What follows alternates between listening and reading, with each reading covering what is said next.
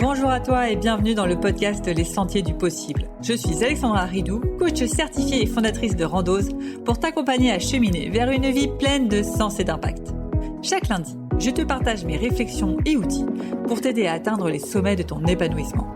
Et les mercredis, je te laisse découvrir une interview inspirante d'invités qui vivent la vie qui leur correspond vraiment.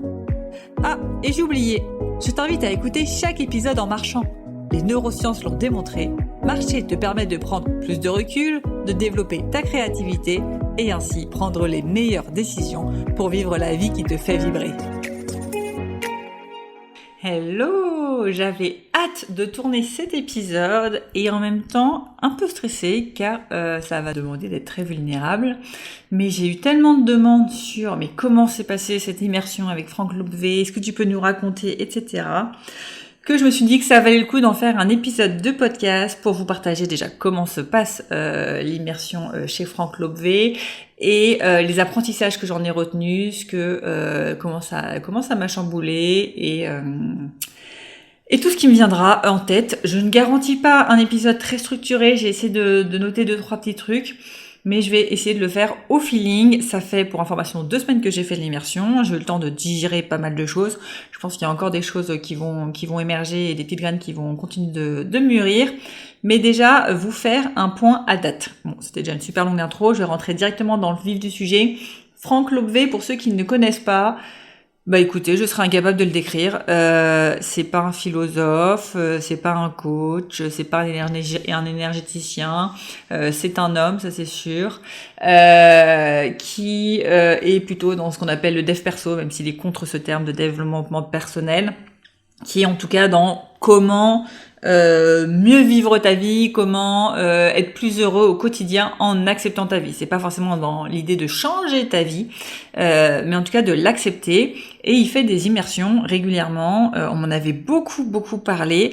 Et donc en vrai, je ne connaissais peu de choses de Franck. Je m'étais toujours dit au moment où quand j'avais pris ma place, il faut absolument que tu regardes ses vidéos sur YouTube, que tu lises son livre, etc. avant d'y aller pour savoir à quoi t'attendre. La vérité, j'ai rien fait. J'ai juste écouté une interview. Je me suis dit cool, ça, je suis ok et aligné avec ce qu'il dit. Ça va être cool l'immersion, mais je ne connaissais pas trop le personnage et du coup, ça a été une super surprise. Honnêtement, j'ai adoré le personnage. Alors, je pense que ça ne matche pas avec tout le monde. Moi, ça match avec qui je suis. C'est quelqu'un qui est très direct et qui mêle humour et message punchline à la perfection. Moi, j'ai passé du coup un super moment, même si c'est vrai qu'on se prend tous des claques un peu dans la tête. J'ai adoré. C'était même trop court les 5 jours. Ça aurait pu être plus long. Je pense que j'aurais pu passer des heures et des heures à écouter Franck Lobvé. Alors, comment ça se passe ? Ça a duré 5 jours. Pour information, on était 30 profils. On a, je pense, globalement, un large panel de tous les profils types des Français. Du riche, du pas riche, de l'entrepreneur, du salarié, j'ai une super vie, j'ai une vie pourrie, je dois faire face à des deuils, je dois faire face à du viol. Bref, on a eu vraiment, je pense, tous les cas possibles. C'était du coup ultra enrichissant et on est en cercle. Et en fait, Franck, faut imaginer, Franck est au milieu de nous et il passe comme ça et il nous balance les uns et les autres un peu nos vérités en fonction des questions qu'on pose. Il n'y a pas de structure, il n'y a pas de plan, c'est juste un balançage de vérité sur vérité sur vérité. Alors attention, il le dit, il n'a pas la vérité infuse. Chacun de nous a notre propre vérité. Lui, il est là pour mettre du flou dans nos pensées. Il est là pour venir chambouler nos croyances limitantes pour justement qu'on ait la place pour avoir une autre perception et potentiellement changer notre vision. Et donc pouvoir passer à l'action, mieux vivre notre vie, etc. Donc son rôle, c'est juste de mettre le bazar dans nos pensées au maximum pour qu'on remette tout ce qu'on pensait vérité en cause. Ce qui ne veut pas dire qu'il a la vérité absolue, mais voilà. Donc il passe son temps à punchline sur punchline venir chambouler toutes tes croyances et tout ce que tu dis. Ce qui est du coup ultra intéressant. Et du coup, j'ai un nombre de punchlines, j'ai dû écrire sur mon petit cahier au moins 6 pages de punchlines. J'en ai sélectionné quelques-unes que je veux te partager et je rebondirai à chaque fois sur moi, en quoi ça fait écho à moi et comment toi tu peux l'appliquer dans ta vie. C'est vraiment l'objectif de cet épisode, que tu puisses en tirer des leçons comme j'en ai tiré, même si clairement C'est une expérience qui se vit. Je recommande vraiment de le faire, même si c'est pas donné. Ça se vit. Peut-être que tu vas avoir la même réaction que mes parents, du type t'as payé tout ça pour savoir ça, c'est une évidence. Vous allez peut-être être déçus. Il n'y a pas de grosse vérité, gros hack qui vient de nulle part. Tout est très logique, mais c'est des bons rappels qui font du bien et qui peuvent juste remettre l'église au milieu du village. Alors, première chose qui est vraiment important et qui a drivé, je pense, c'est 5 jours. Et ça, j'étais bien à l'aise avec et c'est une notion en tout cas que je maîtrise pas mal et que j'essaye de vous insuffler un maximum dans ce podcast, c'est tu ne détiens pas la vérité, mais tu détiens ta vérité. La seule vérité, c'est qu'il n'y a aucune vérité et tout est question de perception. Je passe mon temps à vous bassiner avec c'est quoi les bénéfices, c'est quoi les inconvénients de ces choses-là, vois l'autre face de la pièce, etc. Franck, il va exactement faire la même chose, changer tes perceptions. Et là où il est fort aussi, alors, est-ce que c'est du mentalisme, est-ce que c'est de l'énergétique ? J'ai toujours pas compris vraiment comment il fait ça. En tout cas, il a un don vraiment pour percevoir les gens et pour bien comprendre le mécanisme qui se passe derrière les personnes. Après, il a accompagné 20 000 personnes, donc forcément, quand tu as accompagné 20 000 personnes, tu as compris que globalement, il y avait 20 mécanismes qui se répétaient à peu près chez tout le monde. Je vais essayer de vous parler de certains mécanismes qui fait que une fois que tu as repéré un mécanisme chez quelqu'un, tu peux rapidement faire la conclusion. Mais du coup, tout est basé quand même sur toutes tes questions de perception. Et tant que tu finalement ne décorrèleras pas ce que tu vis et ce que tu ressens de ce que l'autre fait, bah t'auras une vie de merde. Alors, je vais parler très vulgairement, mais alors si vous saviez mon niveau de vulgarité par rapport à celui de Franck Lobvé et niveau 0, lui il a un niveau puissance 10 000. C'est ce que j'adore aussi. Je vais essayer de pas trop être vulgaire, mais il est vraiment cash et j'adore. Tout ça pour dire ça. C'est une petite parenthèse. Qu'est-ce que veut dire cette phrase de tant que tu ne décorrèleras pas ce que tu vis et ce que tu ressens de ce que l'autre fait, donc l'intention de l'autre personne, tu auras une vie de merde. Ça veut dire que tu vas passer ton temps à faire des suppositions et tu vas baser tes actions, tes décisions basées sur des suppositions. Et on était 30, clairement, tous, sans aucune exception. Il y a des moments où on basait des conclusions, des décisions, on se prenait la tête sur des choses qu'on avait perçues ou des choses qu'on avait ressenties, en tout cas, que d'autres avaient fait, qui n'était que notre vérité à nous et que je pense que si on regardait la vérité de l'autre personne, son intention n'était pas du tout là. Et un exemple très flagrant, c'est avec les parents. Il y a forcément des choses où tu te dis « Oh là là, mon père, ma mère, quand ils ont fait ça, ils devaient pas m'aimer » ou « Oh, c'était pas dans mon intérêt, ils pensaient qu'à leur tête, etc. » Ça, c'est ta perception des choses. En vrai, l'intention de la personne a été sûrement bonne. On revient au fait que il y a aucun parent, déjà, qui a un intérêt à en faire baver son enfant. Je pense qu'il y a tout parent, on n'a qu'une envie, c'est que nos enfants ils grandissent, que nos enfants soient heureux. On s'y prend peut-être de la mauvaise manière, ça c'est un autre sujet, mais quand on fait nos actions, c'est dans une intention positive. Et du coup, à partir du moment où t'arrêtes pas de ressasser le passé, t'arrêtes pas de ressasser, je sais pas moi, ce que ton mari a fait, ce qu'une amie a fait et qui devrait pas faire, ce que tes parents ont fait, bref, n'importe qui est basé du coup tout ton malheur là-dessus.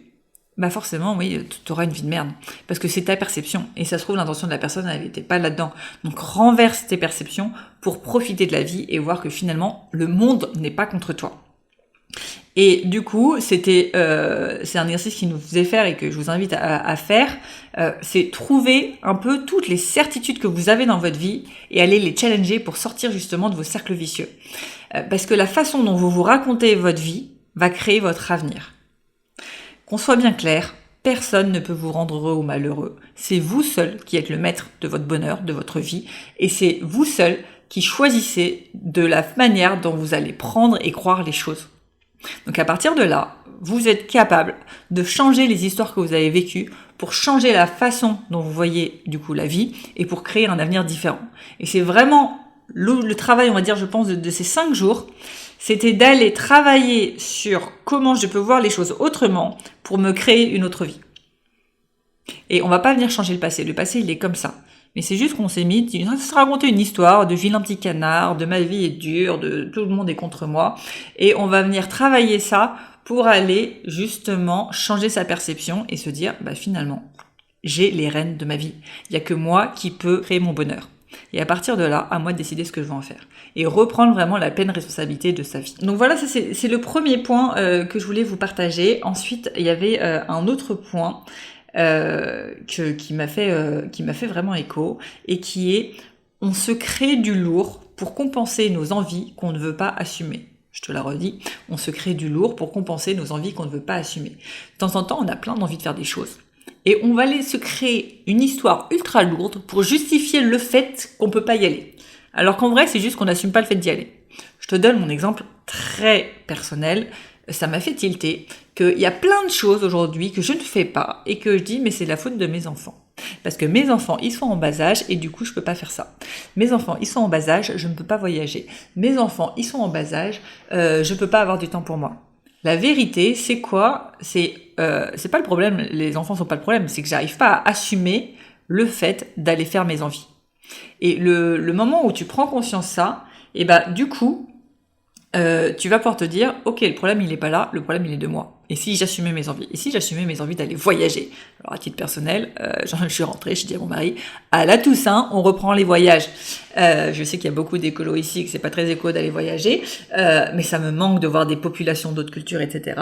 Et enfant ou pas enfant, c'est vrai, c'est une excuse. Si j'ai envie d'aller voyager, j'y vais, et on peut emmener les enfants avec nous. Il y a plein de pays accessibles pour les enfants.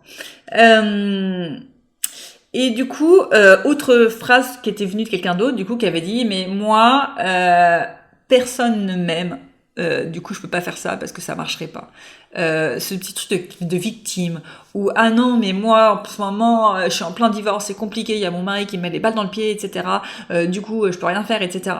Non, là, c'est tu te crées un truc ultra lourd pour compenser le fait que tu n'assumes pas ton envie.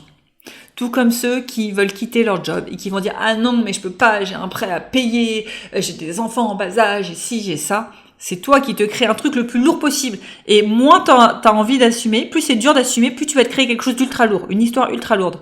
Et c'est prendre conscience que, ok, si on enlève cette histoire lourde, est-ce que ce serait pas plus simple juste d'assumer mon envie et d'y aller ?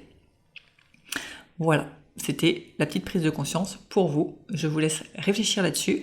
Et j'enchaîne directement sur la prochaine punchline. Qui m'a énormément parlé aussi. Et qui était de dire que si ton truc dans la vie, c'est de dire que ouais, moi je suis une survivante. Moi je me suis faite seule. Alors forcément, tu vas tout faire pour dégager ce qui t'aide. Tu vas tout faire pour toujours te retrouver, par exemple, à quitter ton job pour repartir de zéro et dire « Ouais, moi, je me fais seule. » Tu vas peut-être quitter ton mari pour dire « Ouais, non, mais moi, je suis en train de me faire seule. » Tu vas peut-être quitter tout ce qui marche bien à chaque fois que ça marche pour te dire, pour essayer en fait finalement de créer de la merde dans ta vie et pour donner cette sensation de « Ouais, moi, je suis une survivante. Moi, je suis une warrior. » Et tu vas être dans un cercle vicieux où tu vas te créer des conditions systématiquement pour te prouver que tu te fais seule et que tu es une warrior. Et plus tu vas avoir ce truc qui va être important pour toi d'être une warrior et de faire seule, plus finalement ça va venir pourrir ta vie. Alors tu as deux options. Soit tu kiffes ça, et tant mieux, mais dans ces cas-là, ne te plains pas d'avoir finalement tout le monde qui te quitte, ton job qui s'arrête, etc. C'est toi qui as voulu ça parce que tu adores ça, te faire seule. Soit, option 2, tu fais comme moi, tu ravales ta fierté et tu te prends conscience qu'en fait, tu as besoin des autres. Alors ça, moi, dans le pro, c'est quelque chose que j'ai très travaillé au début de mon activité, mais c'est vrai que dans le perso, j'ai encore beaucoup de mal là-dessus, et notamment à être dépendante. Je sais qu'à titre personnel, et j'en avais conscience avant de venir, mais j'avais pas mis le doigt sur comment me sortir de là, c'était un peu je suis comme ça et ça changera pas. Gros problème sur le fait d'être à égalité de mon mari ou d'être inférieur. Faut absolument que je sois supérieure. Faut absolument que je sois supérieure aux hommes. Alors je pourrais vous raconter ma vie, mais je pense que ça vient globalement de mon enfance et de l'autorité parentale que j'ai mal vécue. Du coup, plus jamais je veux quelqu'un ait de l'autorité sur moi et il faut que je sois supérieure aux autres. Et pendant ces 5 jours, j'ai vraiment pris conscience que finalement, ça ne tenait qu'à moi d'arrêter de me battre, d'arrêter de vouloir de dire que je me suis faite seule, d'arrêter de vouloir être supérieure à tout le monde, de lâcher prise, de me lâcher les baskets et finalement me dire, ok, tu veux faire ça pour montrer que t'es forte. Mais en vrai, t'es pas du tout forte, Alexandra. C'est le plus gros mytho que tu te racontes de la Terre. Si t'étais vraiment forte, t'aurais pas peur d'être dépendante de quelqu'un. Parce que tu sais que tu rebondirais même en étant dépendante de quelqu'un. Tu sais que tu pourrais être inférieure à ton mari. Si jamais ton mari te lâche, t'es capable de rebondir. C'est ça, être fort. Être fort, c'est pas se mettre supérieur à tout le monde, écraser tout le monde pour se dire hey, je suis forte. Non, ça c'est être faible. C'est justement parce que t'es faible que t'as besoin de montrer que t'es fort. Et vous allez peut-être vous dire, c'est totalement logique, voyons. Pour moi, encore une fois, c'était pas du tout logique et ça a été vraiment la prise de conscience de lâcher prise sur ce besoin d'être fort. Je ne peux pas dire quel est le truc qui m'a fait le déclic, parce que finalement, tout ce que je vous dis, je le savais déjà, mais j'arrivais pas à le mettre en place. Je pense qu'il se passe un truc quand même dans l'immersion, d'un point de vue énergétique, et Franck est très fort là-dessus, à jouer avec les énergies, etc., qui fait que ça fait bouger des choses en nous, et il le dit, ça fait bouger des choses en nous sans qu'on s'en rende compte, et que du coup, les choses changent. Le fait est que les choses ont changé. Aujourd'hui, et mon mari est plus que ravi, je ne me bats plus dans cette guerre de qui est au-dessus de qui, si il me fait une remarque, il faut absolument que je contrebalance avec un miroir, toi d'abord t'as pas fait ci, parce que je ne supporte pas la critique qui me fait sentir inférieure, il faut absolument que je l'enfonce un peu plus pour être sûr que lui est plus bas que moi. Donc il est ravi, ça fait 2 semaines, j'ai totalement arrêté ça, j'accepte de la critique, j'accepte de me dire ouais en fait je suis une grosse merde là, je ne sais rien faire au bricolage, ouais là j'ai encore une fois pour la énième fois cassé un bol parce que je suis maladroite et je ne vais pas aller faire miroir, c'est ok d'être inférieur. Ce qui est marrant, c'est que j'ai jamais eu aucun problème dans le pro. C'est vraiment juste dans le perso où j'avais ça, puisque le pro, je me sens pas supérieure à mes clients, je me sens vraiment à égalité. Mais dans le perso, il y avait ce truc de hors de question de dépendre de quelqu'un. Je reviendrai dessus après sur cette histoire de dépendance, mais a vraiment fait un gros switch en moi mais en fait, si tu veux vraiment être forte, sois faible. Dépends des autres. De toute façon, c'est ça la grande force, c'est te dire que t'auras beau dépendre de quelqu'un, t'auras beau être sous quelqu'un, bah ce quelqu'un il part, t'as quand même plein de valeurs et t'as plein de choses à apporter. Et il y a eu beaucoup de sujets aussi sur le couple, et il y a une vision que j'ai bien aimée de Franck, qui est du coup dans le couple. Alors je sais pas si ça parle à des gens ou si je suis toute seule dans cette mentalité-là, on a toujours tendance, moi j'ai toujours tendance quand je vois des couples à droite, à gauche, me dire bah tiens, qui est supérieur, qui est inférieur. Comme s'il fallait forcément qu'il y ait quelqu'un qui soit supérieur et quelqu'un qui est inférieur. Et en vrai, ce que dit Franck, c'est dans les couples, ce qui marche, c'est quand les deux sont supérieurs et les deux sont inférieurs. Qu'est-ce que ça veut dire ? L'homme, il voit sa femme supérieure. La femme, elle voit son homme supérieur. Et là, t'as le perfect match, quand les deux voient l'autre supérieur. Alors, je dis un homme, une femme, ça peut être 2 femmes, ça peut être 2 hommes. Et ça m'a fait mon vrai switch de je peux voir mon mec supérieur à moi, ça ne veut pas dire qu'il me voit inférieur à lui. Il peut aussi, lui, me voir supérieur à lui.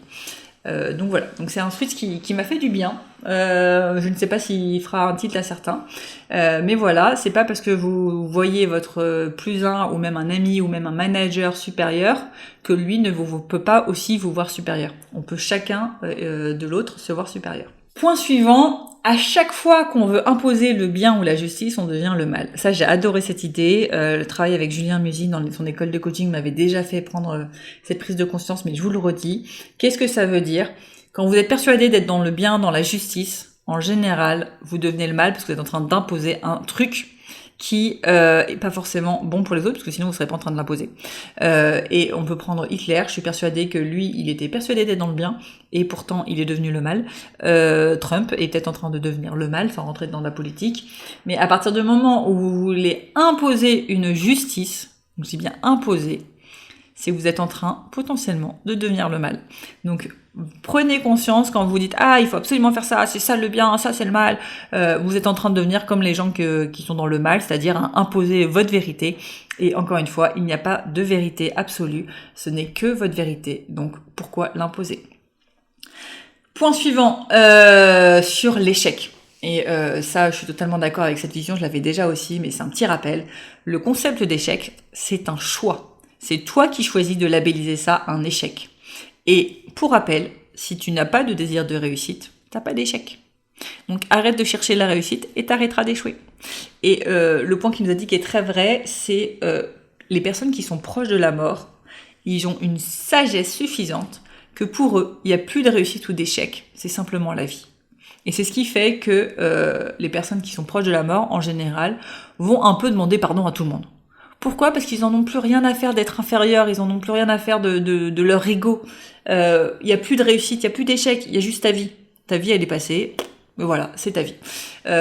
Donc, pour éviter d'attendre ta mort pour voir les choses d'une autre manière, pour ravaler ton ego, etc., dès maintenant, tu peux prendre conscience que ça sert à rien de chercher la réussite.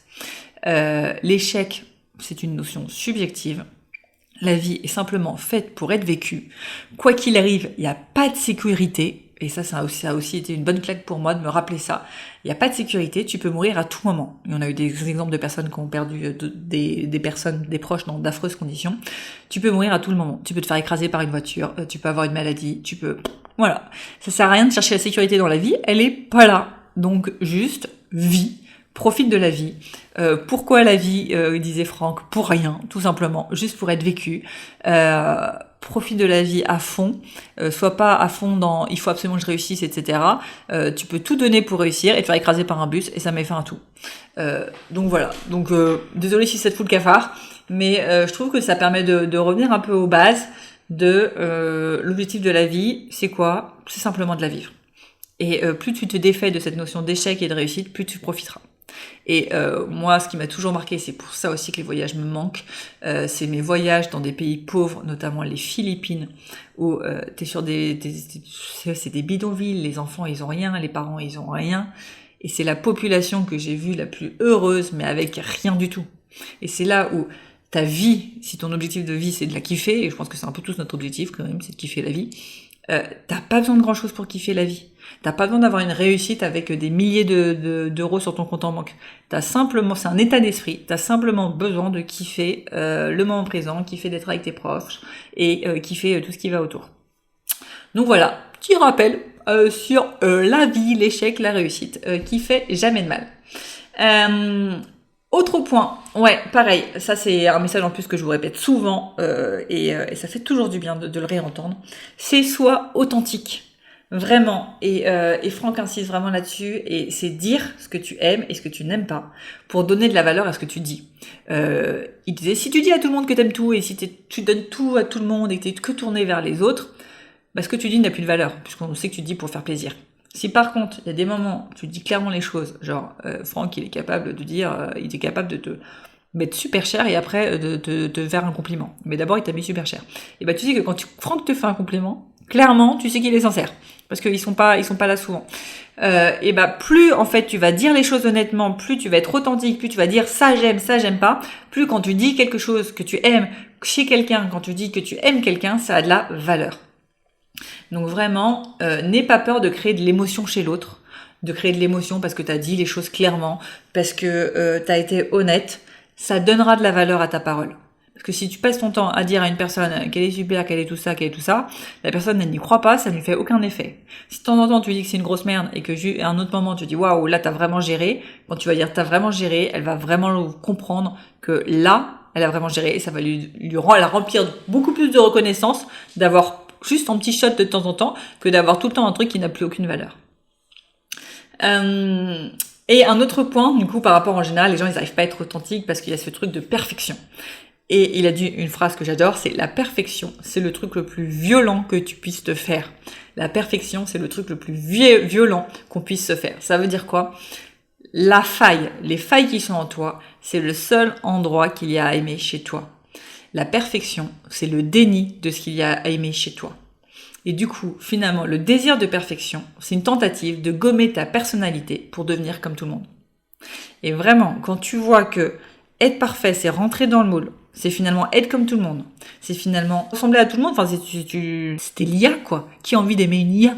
Personne n'a envie d'aimer une IA. C'est ton imperfection, c'est ce qui te rend unique, qui fait que les gens vont t'aimer, qui fait que les gens vont s'accrocher à toi. Plus tu te détacheras de ce désir de perfection, plus tu seras unique et plus tu ressembleras à personne. Et ressembler à personne, c'est la plus grande victoire. Parce que là, dans ces cas-là, tu deviens attractif. Donc vraiment, c'était le message. sois authentique, arrête de vouloir être parfait et prends conscience que quoi qu'il arrive, il n'est pas possible de vivre sa vie sans faire du mal à d'autres. Et ça aussi, moi, ça a été un déclic par rapport à mes enfants, où je sais que... Alors, pour information, j'ai oublié de vous le dire, pourquoi j'avais fait le stage de Franck Lobé, pour mieux vivre ma maternité. Clairement, c'est le sujet qui revient en boucle, j'ai l'impression que j'ai déjà fait pas mal d'épisodes de podcast dessus. J'avance, je progresse à petits pas, mais je sens qu'il y a encore quelque chose qui me retient, quelque chose qui me... Ouais, une contrainte. Les enfants étaient encore trop une contrainte. Je voulais faire ce stage pour voir si j'arrivais à soit changer ma perception de la maternité, soit accepter pleinement que les enfants c'est pas mon truc et vivre ma vie.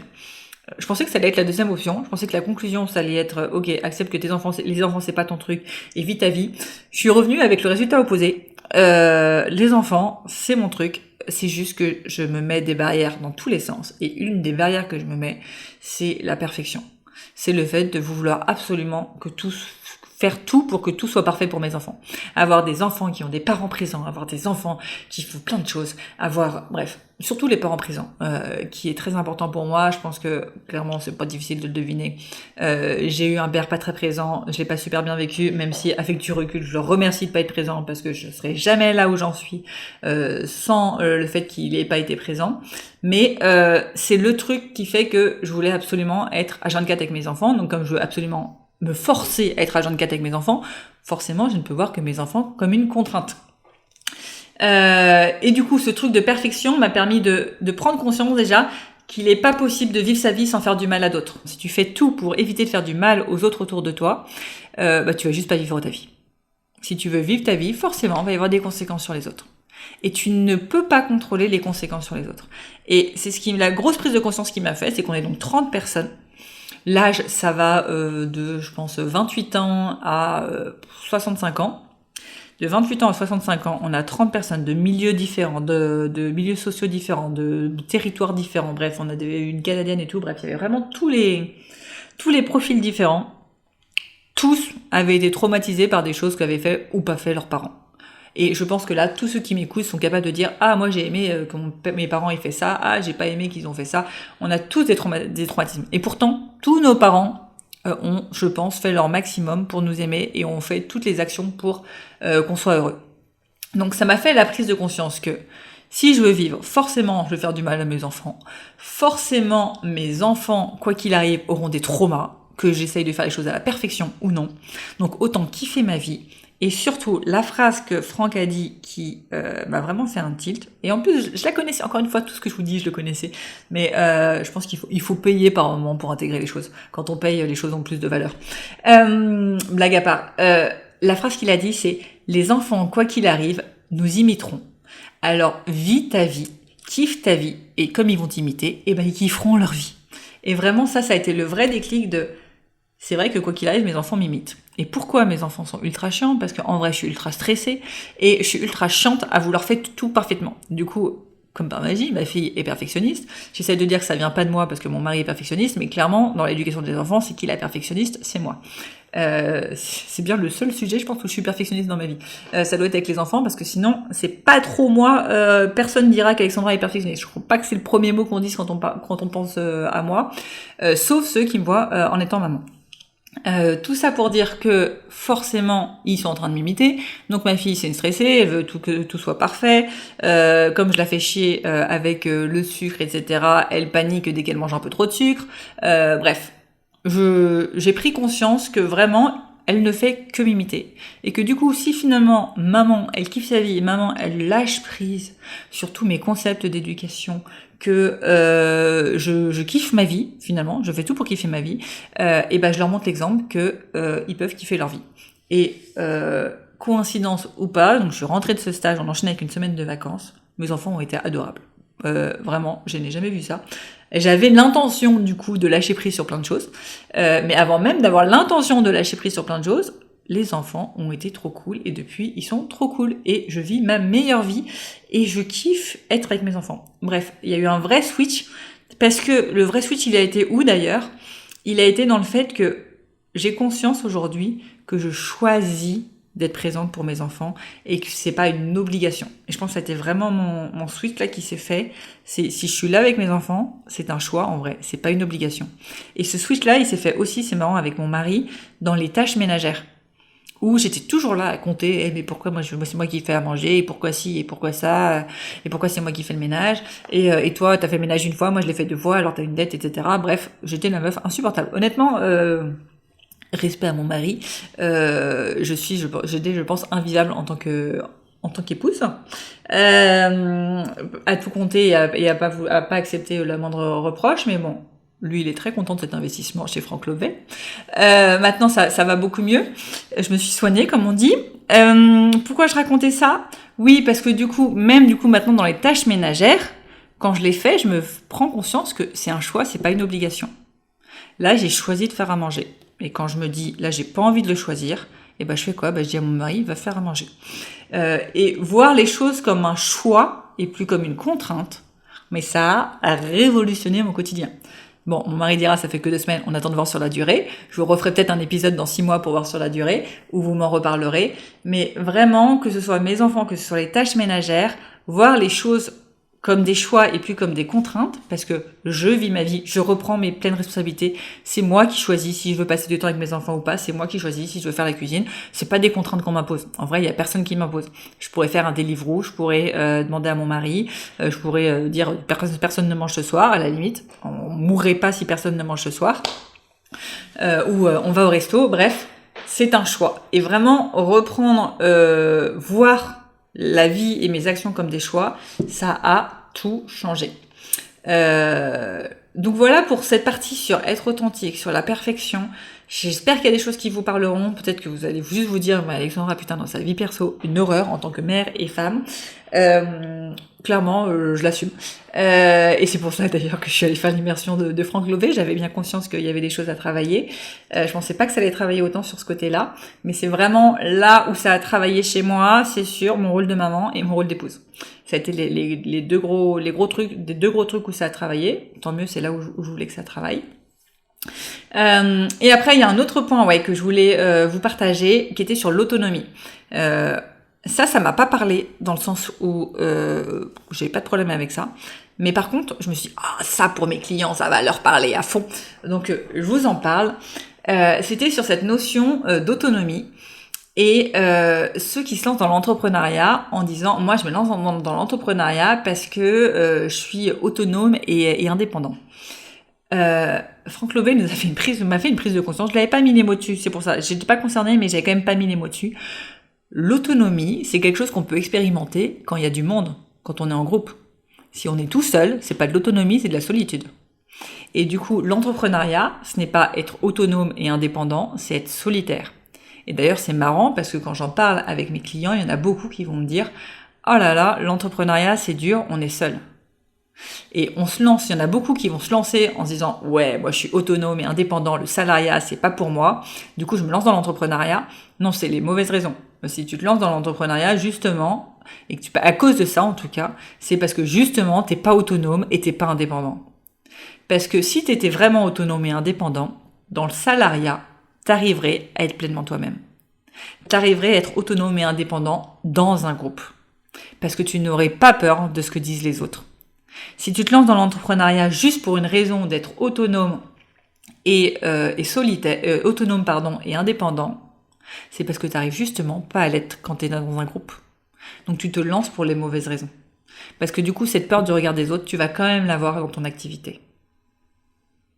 Voilà, j'espère que ça va te faire réfléchir. Moi, je me suis vraiment pas lancée pour ces raisons-là, mais c'est vrai que c'est quelque chose que j'entends beaucoup. Moi, je suis pas compatible avec le salariat, je suis trop autonome, je suis trop indépendant. C'est un bon point. Être autonome et indépendant, c'est l'être dans un groupe. Si tu n'es pas dans un groupe, c'est juste être solitaire. Donc voilà, si vous vous reconnaissez, sachez que ça se soigne, il n'y a pas de souci, et ça se soigne en n'ayant plus peur du regard des autres. Parce qu'à partir du moment où tu te libères du regard des autres, tu peux être pleinement toi-même, même en groupe. Tu peux être dans du salariat et assumer pleinement qui tu es. Et trouver du coup l'entreprise qui te correspond. C'est là où, encore une fois, je le dis assez souvent, l'entrepreneuriat n'est pas la solution à tous les problèmes. Pareil, moi, le truc que je vous dis souvent, c'est ne vous lancez pas dans l'entrepreneuriat pour une question de liberté. Non, non, non. Oui, vous allez gagner en liberté de travailler quand vous voulez, où vous voulez, mais vous allez perdre aussi énormément en liberté sur d'autres points. Pour moi, on se lance dans l'entrepreneuriat quand on est porté par une mission. C'est pour ça d'ailleurs que moi, je souhaite accompagner quasi uniquement les entrepreneurs qui se lancent du coup dans les métiers de l'accompagnement, parce que dans l'accompagnement, en général, il y a une vraie mission d'aider l'autre. Je sais qu'on se lance pour les bonnes raisons.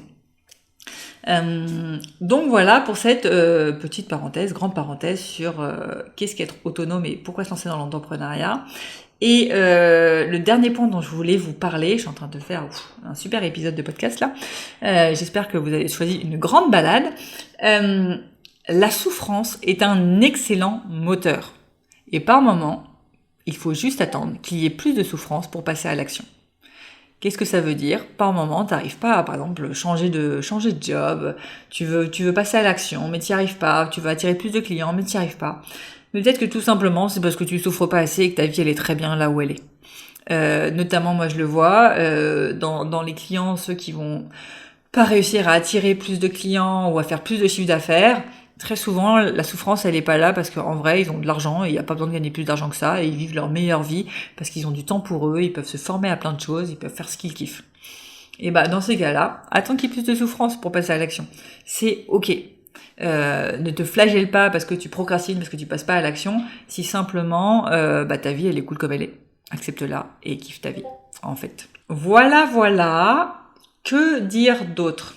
Je pense que j'ai fait le tour. Si je devais résumer, je ne saurais même pas comment résumer.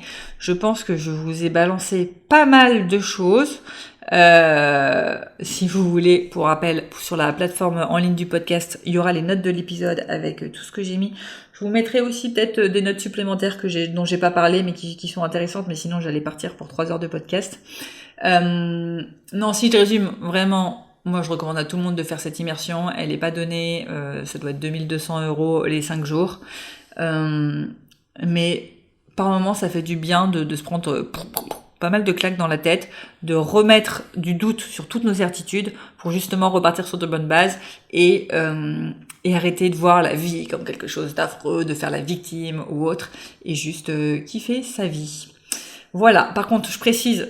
alors Franck, il y va pas de main morte, hein. Il est pas psychologue, il te met vraiment pour certains des bonnes punchlines dans la tête et il te retourne le cerveau. Il y en a certains qui ont bien été bousculés. Donc par contre, moi ce que je recommanderais, c'est si tu y vas, sois solide un peu psychologiquement si tu sais que tu vas te prendre et que tu vas te faire secouer.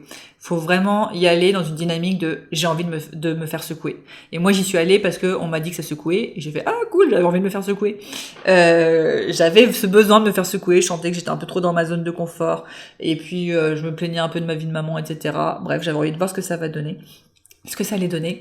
J'ai pas été déçue, mais sinon Franck est adorable, il est très sympa et tout ce qu'il dit vraiment fait pleinement sens et il a vraiment un don pour cerner les gens. Vraiment. Je vous dis, moi je suis arrivée, j'ai même pas... en fait au début, on arrive, on se met du coup en cercle là, et il passe chaque personne un par un, et il te dit des vérités comme ça, t'as même pas encore ouvert la bouche qu'il te dit des vérités sur toi. Et c'est incroyable à quel point il voit bien les gens. Alors il y a l'énergétique, il y a aussi le faciès forcément, mais je sais que moi dès le début, il m'a dit toi t'aimes diriger. J'étais là, comment ça, j'aime diriger? Oui, un peu. T'aimes pas être inférieur, etc. C'est des trucs qu'il a vu dès le début, alors qu'on remplit pas de questionnaire en amont, il connaît pas ma vie, etc. Il m'a dit que j'étais sportive. Alors mon mari aurait dit, oh, t'es pas du tout sportive. Je pense quand même que je suis un peu sportive. C'est sûr qu'à côté des Grenoblois, je ne suis pas la plus sportive, mais bon. Il voit vraiment des choses intéressantes. Notamment, en 2 secondes, il m'a dit, oui, bon, toi, tu vas être présente H24 avec tes enfants, c'est pour ça que tu vois ça comme une contrainte, mais tout ça, ça vient du fait que ton père était absent et que du coup tu le vis mal. Et puis finalement, je suis sûre que tu as des grands-parents, des grands-mères qui ont été soumises à des hommes et du coup tu veux surtout pas être soumis à un homme. Bref, exactement ça, ce qui s'est passé en tout cas dans mes schémas comportementaux et psychologiques. C'est du bateau, encore une fois, il a accompagné 20 000 personnes, donc on a tous les mêmes schémas. C'est sûr que la génération de nos grands-parents, pour la majorité d'entre nous, c'était des femmes soumises aux hommes. Du coup, on a tous... pour les femmes, beaucoup ont ce truc de je veux surtout pas être soumis à un homme, je veux être féministe, etc., qui peut nous mettre une énorme balle dans le pied après dans notre vie de tous les jours. Donc c'est pas de la magie, mais il est quand même très très fort et très très bon. Voilà, et bien écoute, je te laisse sur ça. Si tu as des questions sur cette immersion, si tu veux que je réponde à certaines questions, n'hésite pas. Je reste à dispo et reste bien jusqu'au bout pour ta question de coaching à méditer en marchant. Ciao! Avant de te plonger dans la question de coaching du jour, pense à rejoindre la plateforme d'exercice en ligne du podcast pour y retrouver les notes d'épisode, les questions de coaching et l'action à réaliser pour cheminer pas à pas vers une vie pleine de sens et d'impact. Le lien est en description de l'épisode. Et bien évidemment, si tu as aimé cet épisode et le concept du podcast, tu peux me le faire savoir en me laissant une belle note ou un joli commentaire sur la plateforme de ton choix. Tu peux aussi partager le podcast à une personne qui peut en avoir besoin. Et c'est parti pour tes 2 minutes de coaching et on se retrouve très vite dans le prochain épisode. Bye bye! Et c'est parti pour ta question de coaching à méditer en marchant et en musique. Et aujourd'hui, je t'ai bassiné tellement d'informations que j'ai juste envie de te poser la question, avec quoi as-tu envie de repartir ?